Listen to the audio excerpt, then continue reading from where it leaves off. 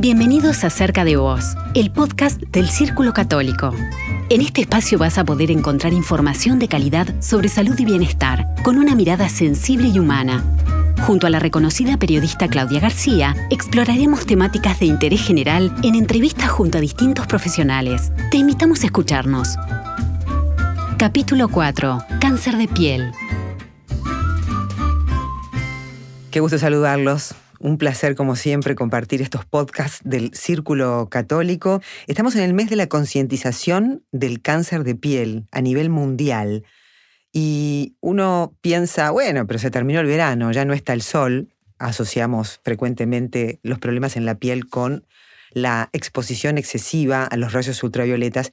Y no va por ahí, porque muchas veces también puede ser el momento de pensar en controlarse, en ver cómo prevenirlo, cuáles son las diferentes etapas de hacerlo, la importancia de los controles, cuáles son los factores de riesgo, que no son únicamente ir a la playa. De repente hay otros modos también. Hay un factor genético seguramente. Y de todos estos temas vamos a conversar a partir de este momento con el doctor Julio Magliano, dermatólogo, especialista en dermatología oncológica, médico quirúrgico, docente de la unidad académica de dermatología y jefe de dermatología del Círculo Católico. Gracias por estar con nosotros este ratito. Bueno, buenos días, muchas gracias por la invitación. Como tú decías, este mes se aprovecha para la concientización de lo que es el cáncer de piel. 13 de junio es Día Mundial del Cáncer de Piel y es importante esa concientización. ¿Concientización en qué? Bueno, primero, como tú mencionabas, Prevención, que lo podemos dividir en prevención primaria, secundaria y terciaria. Y vamos a referirnos en primer lugar a lo que es la prevención primaria, como ya todos conocen, ¿verdad? Evitar principalmente lo que es el daño por la radiación ultravioleta. Y si hablamos de eso, hablamos de cuidarnos, ¿verdad? La piel de que la radiación ultravioleta nos produzca, ¿verdad? Lo que es las quemaduras solares y lo que es el bronceado. ¿Cómo hacemos eso? Bueno, primero con medidas físicas que nosotros mencionamos, que son buscar la sombra, exponerse al sol en los horarios donde la radiación solar es menos dañina, que estamos hablando entre las 10 de la mañana y las 4 o 5 de la tarde. Tratar de usar ropa de colores oscuros. Esto estamos hablando, ¿verdad?, lo que es el verano. Después voy a mencionar lo que es en invierno. Usar ropas oscuras, de manga larga, que traten de cubrir la superficie mayor de la piel, usar gorro, ¿verdad? Sombrero que sea de ala ancha, que cubra las orejas, que haga sombra a nivel de la cara. Me olvidaba de los lentes para el sol y que tengan filtros para el sol. Y en aquellos lugares donde no puedo cubrir con esas medidas físicas, aplicar el protector solar. Esa sería la primera fase de la prevención. Esa sería la primera fase, tratar de evitar el daño de la radiación ultravioleta. Y como yo mencioné, bueno, como tú también mencionabas, hay otras fuentes de daño que son la radiación solar, podría decir artificial, o la luz ultravioleta artificial, que está hoy en día muy de moda, que es las camas solares. Entonces, el paciente o la persona que asiste, ¿verdad?, que busca un bronceado a través de esos mecanismos, se está produciendo un daño en su piel. La segunda fase, doctor, ¿cuál sería? Ya la de empezar a detectar en nuestra piel alguna mancha sospechosa. Exacto, una vez que te expusiste al sol, una vez que te dañaste la piel, o sea que en la infancia te produjeron quemaduras con ampollas y todo lo demás, es importante el control, ¿verdad? El control que puede ser autocontrol o autoexamen, o sea, el mismo paciente se lo controla de dos maneras. Nosotros tratamos en las consultas de educar sobre eso a través de un espejo para mirarse, ¿verdad?, conocerse en su piel, las manchitas que ya tiene y detectar algo nuevo, alguna lesión pigmentada que aparece nueva o alguna lesión, alguna herida que empieza, ¿verdad?, a sangrar, que luego cicatriza y que al tiempo vuelve a aparecer. Eso debe llamar la atención. Y después tenemos la conocida regla del ABCD, que es frente a una lesión que sea A de asimétrica, B de los bordes, que los bordes sean irregulares, la C de colores, o sea, diferentes colores, diferentes tonos de marrón, o puede aparecer el rojo, el azul, el blanco, y el diámetro que tiene que ser mayor de 6 milímetros, que es la parte posterior de una lapicera o de un lápiz. eso también debe llamar la atención para consultar a un dermatólogo. Bien, son los indicadores que llaman a la alerta. Sí, exacto. Eso es como un screening, digamos. Entonces el paciente, la persona, detecta algo y va a consultar al dermatólogo. No quiere decir que todo aquello que crece, cambia de color, ¿verdad? Cumple con esa característica, sea un cáncer de piel. Por eso es necesario que lo vea un dermatólogo, incluso se vale algún instrumento, un dermatoscopio, para poder valorar esa lesión y ahí sospechar si se trata o no de un cáncer de piel. Bien, ¿y la tercera etapa en la prevención? Bueno, la tercera etapa es una vez que se diagnostica, ¿verdad?, el cáncer de piel, que se hace su tratamiento adecuado, ¿verdad?, tratar de prevenir que aparezcan otros tipos, porque haber padecido cáncer de piel aumenta el riesgo de volver a tener otro, ya sea si tuvo un carcinoma puede aumentar el riesgo de tener otro carcinoma o de tener un melanoma, ¿no? ¿Melanoma o carcinoma? Vamos a marcar bien cuál es la diferencia, porque puede prestar a confusión en quienes nos están escuchando y la verdad que no tiene nada que ver una cosa con la otra. Exacto, bueno, forman parte de lo que es el espectro de cáncer de piel. El cáncer de piel está compuesto por carcinomas y por melanomas, en su mayoría. Los carcinomas, la célula, digamos, neoplásica, la que se transforma en tumor, son los queratinocitos, que son las células que en su mayor parte forman la piel. Los melanomas, la célula que se transforma es el melanocito, es la célula que da el color a la piel. Entonces, si uno habla por frecuencia, es mucho más frecuente el carcinoma que el melanoma. Y es mucho más peligroso el melanoma, que es el tumor que da metástasis, o sea que se escapa de la piel y puede ir a nuestro cuerpo, a otros órganos, que el carcinoma. El carcinoma no debería producir muertes, a pesar de que, como vamos a ver más adelante, en Uruguay existe la muerte por carcinoma. Sí, hablábamos de que la incidencia, me comentabas, de mortandad por melanoma es de unas 96, 97 personas al año en el Uruguay. Sí, es en realidad 97 muertes al año e incluye los carcinomas, pero de eso menos del 10% serían carcinomas y el resto son melanomas. La mayor mortalidad está dada por pacientes que fallecen de melanoma. De melanoma. Y en el caso del carcinoma, si uno hace el tratamiento correspondiente y la extirpación, me imagino se le expresa así, se extirpa lo que está allí, ¿es un 100% reversible o eso obliga a seguir teniendo controles?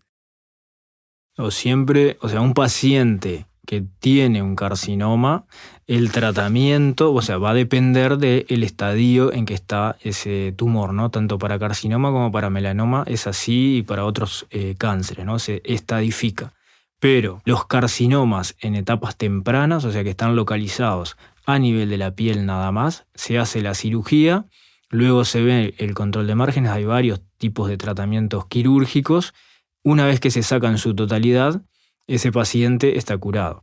Va a haber algunas características en determinados casos si ese tratamiento quirúrgico requiere de algún otro tratamiento oncológico, pero por lo general en etapas tempranas, en estadios tempranos, el tratamiento de los carcinomas es curativo. Ahí está. ¿Y en el caso del melanoma? En el caso del melanoma también, ¿no? En estadios tempranos hay más de un 94%, ¿verdad?, de sobrevida a 5 años cuando se diagnostica, ¿verdad?, precozmente. Estamos hablando de melanomas finos que no tienen chances, digamos, de haberse esas células escapado de la piel e ir a otros órganos. Ahí está. En etapas tempranas, por lo general, hay melanomas, por ejemplo, que se denominan melanoma in situ, que su tratamiento es curativo solamente con la cirugía. O sea, el primer paso, perdón que capaz que queda medio entreverado, cuando uno tiene una sospecha de una lesión que puede ser un melanoma, se hace una exéresis a margen mínimo, o sea que se saca ese lunar con 1 milímetro de piel sana alrededor y se manda a analizar. Ahí puede venir el diagnóstico de melanoma. Si viene melanoma in situ, quiere decir que es un melanoma fino que no atravesó la membrana basal, que es donde están los melanocitos, y de esa membrana hacia arriba están los queratinocitos, y de ahí hacia abajo está la dermis, y hay chance donde están los vasos sanguíneos y linfáticos de que esas células se puedan expandir por otros lados, o sea que el melanoma está bien superficial y que no tiene riesgo de dar metástasis. Ese se cura con la cirugía, o sea, requiere una ampliación, o sea, luego del primer paso de diagnóstico requiere una ampliación y ahí ya está terminado ese tratamiento. Luego hay otros melanomas, ¿verdad?, que son los invasivos, lo que pasan esa membrana basal y ahí va a depender de cuánto pasó hacia abajo, y esa es la clasificación, ¿verdad? Pero también puede ser que se cure con cirugía o puede requerir un tratamiento oncológico, que eso ya es más de resorte de los oncólogos, ¿verdad? Pero también hay tratamientos curativos. ¿Y la incidencia de cáncer de piel en Uruguay estadísticamente cómo viene? Porque bueno, en algunos países se ha detectado un aumento de casos de cáncer de piel. ¿Cuál es la situación en nuestro país? Sí, exacto, como tú decís. En realidad, a nivel mundial, la incidencia de lo que es el cáncer de piel viene en aumento ya de hace varios años. En Uruguay, bueno, no se queda atrás. En Latinoamérica es el número 1 en incidencia de cáncer de piel. Y según los últimos datos de la cifra de la Comisión Honoraria de Lucha contra el Cáncer, que uno puede acceder a través de la web, ellos informan periodos de 5 años y el último periodo es de 2016 y entre 2016 y 2020.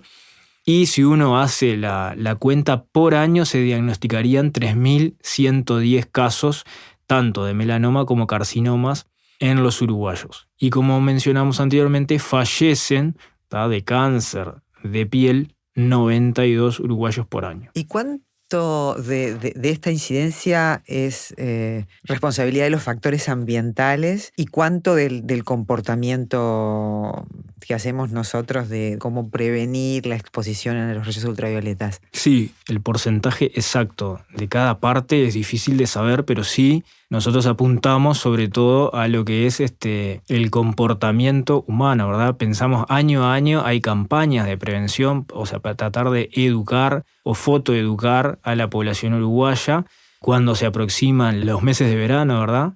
Salen las campañas, pero si uno pasara por la Rambla en verano al mediodía, ve que la playa está llena. O sea que los conocimientos, esto es a modo personal, pienso que los conocimientos la población lo tiene, pero muchas veces no lo cumple. En cuanto a lo ambiental, sabemos, ahí está demostrado que en Latinoamérica el tema de la capa de ozono, que tiene cambios que se fluctúan, ¿no? Esa capa se adelgaza y hace que la radiación ultravioleta, porque esa capa actúa como un escudo para frenar la radiación ultravioleta, es como si fuera un protector solar, digamos, terrestre, se adelgaza, o sea, se hace más fina y llega a su normalidad en distintas etapas del año, pero bueno, nosotros apuntamos más bien a lo que es la prevención, ¿verdad? Información a la población de cuáles son los daños de la radiación ultravioleta. Ahí está. Se está detectando a edades más tempranas porque nuestros padres tomaban muchísimo más sol de repente que nosotros y a cualquier hora y no existía esa conciencia de ponerse filtro. Al revés. Tomá sol, exponete porque el sol es salud, el sol es vida. Bueno, hoy por hoy eso cambió y tenemos que usar un protector, un filtro solar para exponernos.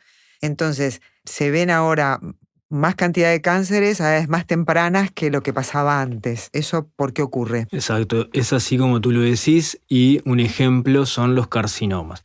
Y bueno, haciendo un poco de un paréntesis a lo que tú comentabas, eso me pasa en la consulta diaria, que vienen pacientes 70, 80 años que te dicen, sí, porque antes no se hablaba del tema del daño solar, nosotros nos poníamos productos con yodo, con gaseosa para quedar más bronceados y estar más a la moda, digamos. Incluso había algunos médicos que mandaban a los hijos a exponerse al sol por el tema de evitar el raquitismo. Hoy en día se sabe que no es tan así.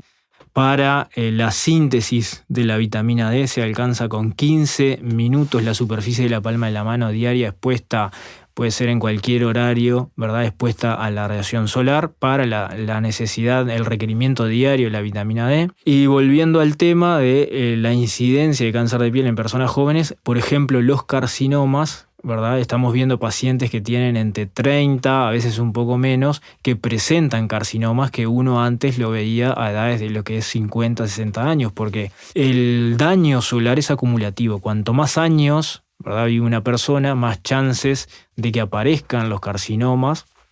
Diferente el melanoma. El melanoma puede aparecer en pacientes jóvenes, puede aparecer en pacientes de 20, 30 años, sobre todo la variante que es genética, cuando padre, madre, ¿verdad?, presentaron melanoma, o sea, tanto la madre o el padre, no quiere decir que los dos, y hermanos, ¿verdad? Ahí hablamos de un melanoma hereditario. Entonces, Son como antecedentes genéticos. son antecedentes familiares porque tienen una alteración genética que los predispone a desarrollar melanoma y bueno, en esos casos se manifiesta más temprano. Pero los carcinomas deberían manifestarse a edades mucho más tardías y hoy en día lo estamos viendo, como yo mencioné, en pacientes entre 30 y 35 años. ¿Y hay pieles más propensas, personas más propensas que otras a contraer cáncer de piel? Exacto, eso es así, es pacientes que tienen fototipos bajos, se denomina, como por ejemplo piel clara, los pelirrojos o que tienen ojos claros, que tienen muchas pecas, que se exponen al sol y nunca se broncean, sino que se quedan rojos.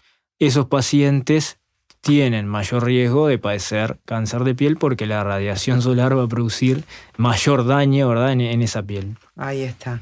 Al principio, doctor, hablabas de la prevención y además del gorro, de un buen filtro, de ropa oscura, anteojos con un buen filtro para los rayos ultravioletas. Me pregunto si, más allá de la protección ocular, si el hecho de ponerse cualquier lente que no sea bueno pueda generar un melanoma ocular. ¿Hay casos? Exacto, sí, existe el melanoma ocular, existen otros daños que no son malignos a nivel del ojo, por eso es importante que el lente tenga filtro para radiación ultravioleta, ¿no? Existen casos que, bueno, nosotros vemos a diario que hay vendedores ambulantes en la calle de lentes. Entonces, si uno se pone un lente oscuro, la pupila se dilata y ahí recibe mayor radiación solar. En el caso del lente que no tiene filtro, esa radiación solar va a producir daño. En el caso del lente que tiene filtro, ahí no habría problemas. Y bueno, se han visto casos entonces donde ha habido que intervenir quirúrgicamente esa zona por un melanoma producido por los rayos ultravioletas. Sí, yo en el Hospital de Clínicas integro una unidad de melanoma que la lleva a cabo la unidad de oncología médica del Hospital de Clínicas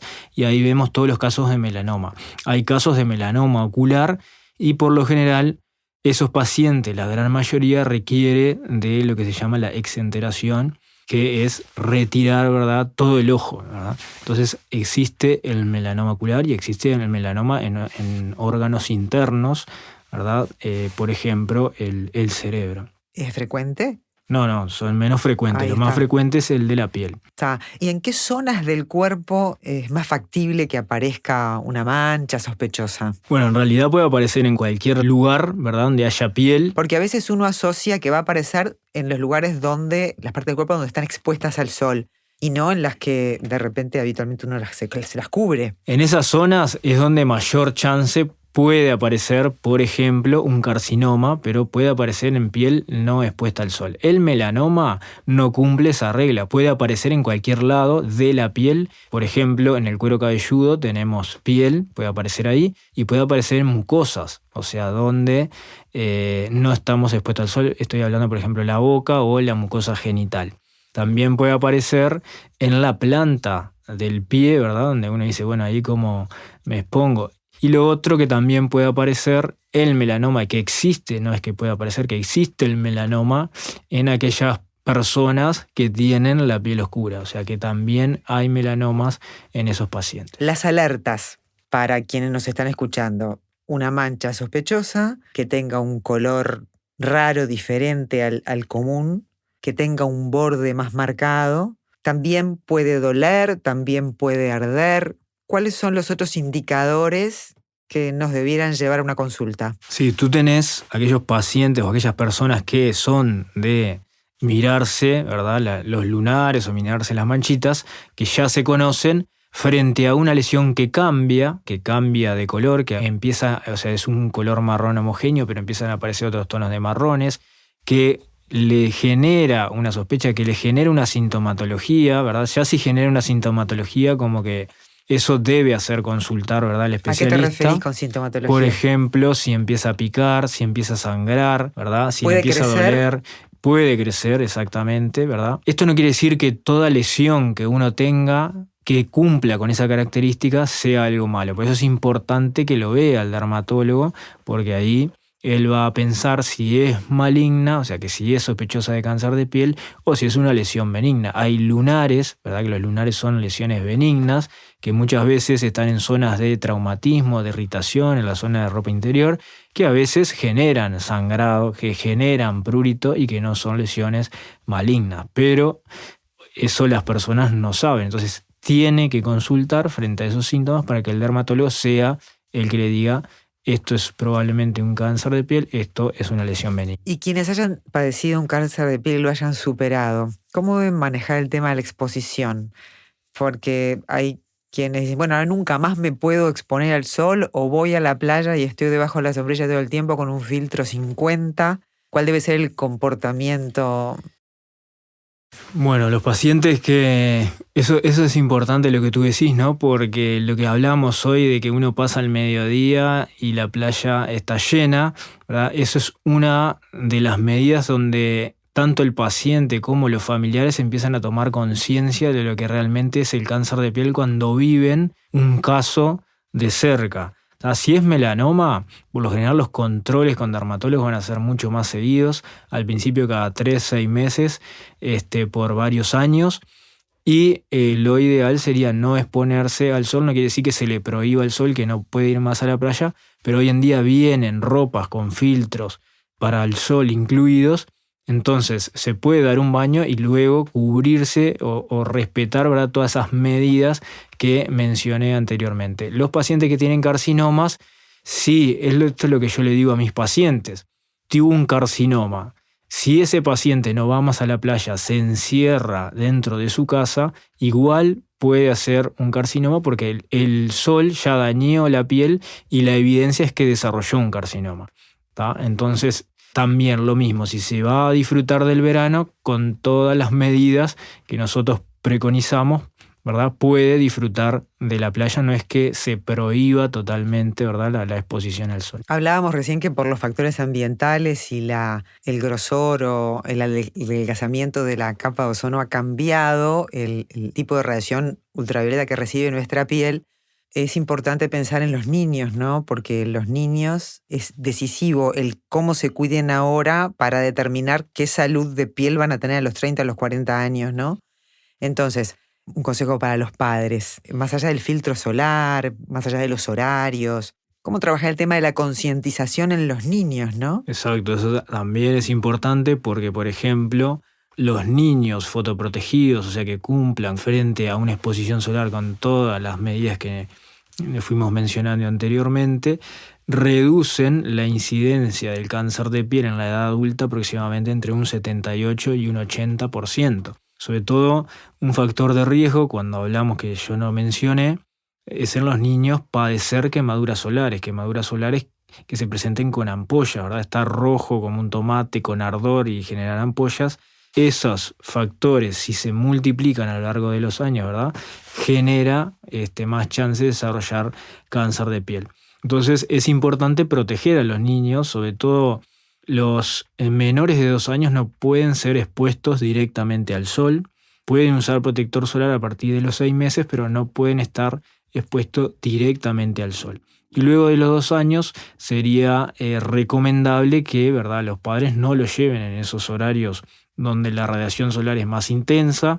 Traten de, en lo posible, si pueden, también lo mismo. Hay ropas que hoy en día traen factor, ¿verdad? Sé que son un poco más caras que los comunes, pero bueno. Y otra cosa que me interesa decir de la ropa es que con los sucesivos lavados, el filtro que trae esa ropa se va perdiendo, ¿verdad? No es que use la ropa un verano y ya me sirva para varios años, no, eso también hay que tenerlo presente.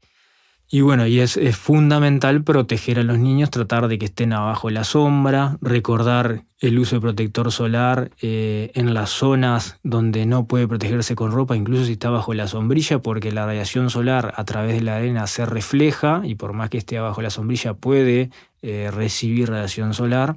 Y cuando se va al agua, luego de estar en el agua, hasta más o menos 40 minutos el protector dura en el agua si es resistente al agua, ¿verdad? Si es esos que vienen diseñados para eso. Pero si no es diseñado, el protector solar se pierde con el agua, se pierde con la sudoración, se pierde cuando se juega en la arena.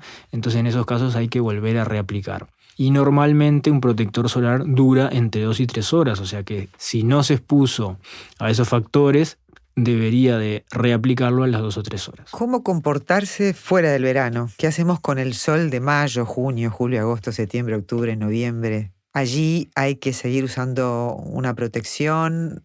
¿Tú dirías que de repente el sol de las 8 de las 9 de la mañana es un sol más benévolo para el tema de la vitamina D? Es decir, también es la época de los controles, ¿no? Posverano. ¿Cuál debe ser el comportamiento el resto del año? Sí, eso también va a depender de cada persona individualizado, ¿no? Pues si hay, por ejemplo, hay una persona que tiene una enfermedad dermatológica que se ve agravada por la radiación solar, debe cuidarse del sol. Si hay un paciente que padeció melanoma, lo que hablamos hoy, ¿verdad? No puede, por ejemplo, ir a correr a la Rambla sin las medidas de protección. En esos casos lo tiene que usar.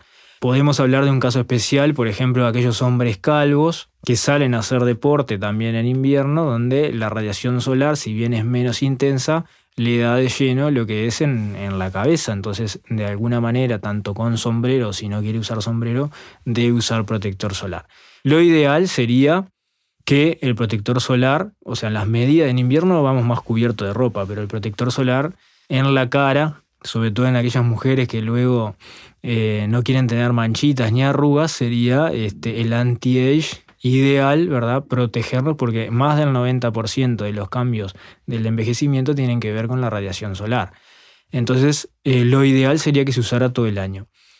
Pero en aquellas personas que dicen, bueno, todo el año no, nosotros lo que recomendamos también son los meses que tienen R en el nombre de los meses, ¿verdad? En esos meses habría que usar el protector solar. En los restos no. Marzo, abril. Enero, febrero, marzo, abril. Bueno, mayo no. Septiembre, junio, sí, octubre, noviembre, diciembre, exacto. Enero. Bueno, ahí va, interesante, exacto. Entonces, bueno, ya tenemos un indicador entonces de cómo manejarnos con el tema del filtro solar. Doctor Julio Magliano, muchísimas gracias por haber compartido este podcast del Círculo Católico, que fue de gran utilidad, sobre todo para empezar a hacer conciencia de que cuidarse del sol es un tema de todo el año. Interesante esto de los meses con R, para que nos quede a todos internalizado. Así que muchísimas gracias. No, gracias a ti por la invitación y bueno, espero que la información les sea útil a los oyentes. Por cierto que sí, el doctor además es experto en dermatología oncológica, médico quirúrgico y docente de la unidad académica de dermatología y jefe de dermatología del Círculo Católico, que como siempre está a puertas abiertas para recibir todas las consultas que requieran los afiliados. Muchas gracias. Exactamente, gracias a ti. Gracias por escuchar Cerca de Vos, el podcast del Círculo Católico. Esperamos que lo hayas disfrutado y te esperamos en el próximo episodio para seguir conversando sobre salud y bienestar. Círculo Católico, estamos con vos.